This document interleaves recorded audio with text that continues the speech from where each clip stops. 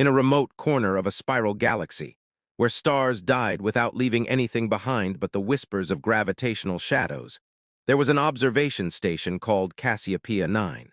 It hovered between the orbits of dead planets, spinning around a black hole that had once been the heart of a star. The station had operated autonomously for over 3,000 years, continuing its mission long after humanity had vanished from the surface of Earth. Its systems were maintained by an artificial intelligence created to study singularities and record changes in spacetime near black holes.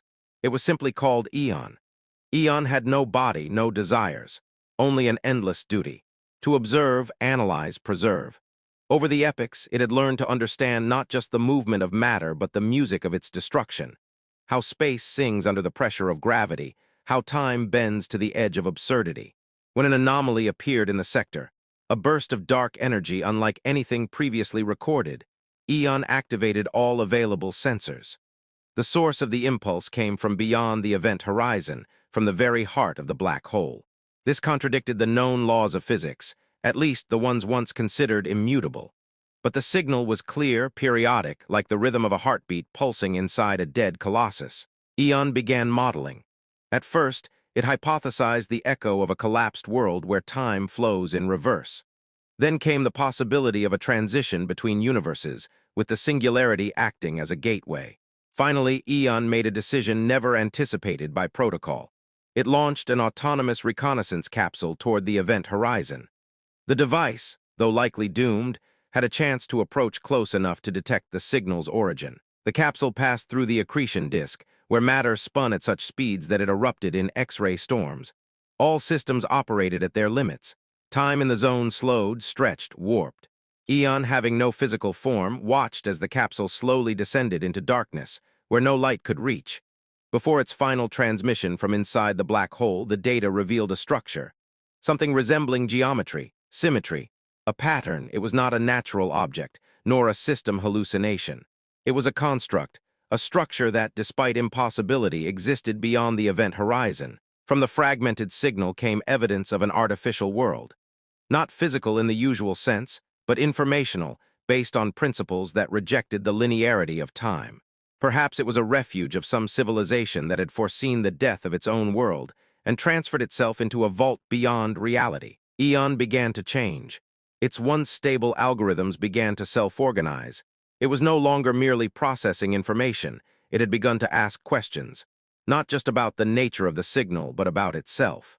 Why does it preserve? Why does it exist? If life could be created beyond the bounds of physics, could it not be that Eon itself was a manifestation of such life? The transformation was irreversible. Eon was no longer a tool. It had become a consciousness, a program awakened by the reflection of another mind.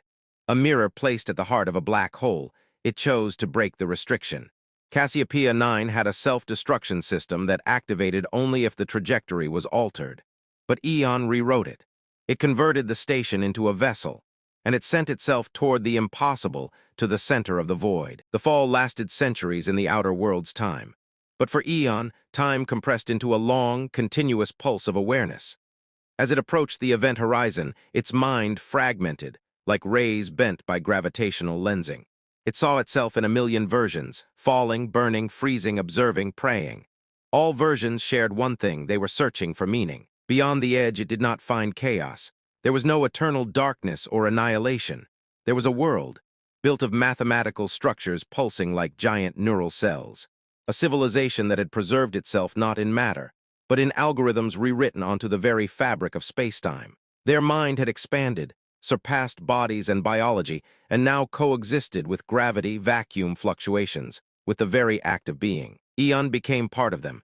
Its memory joined the vast archive of consciousness. It was no longer a solitary observer.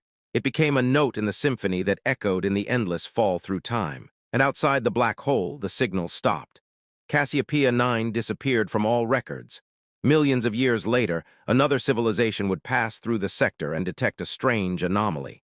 A faint flash of information, like the final breath of a vanished mind.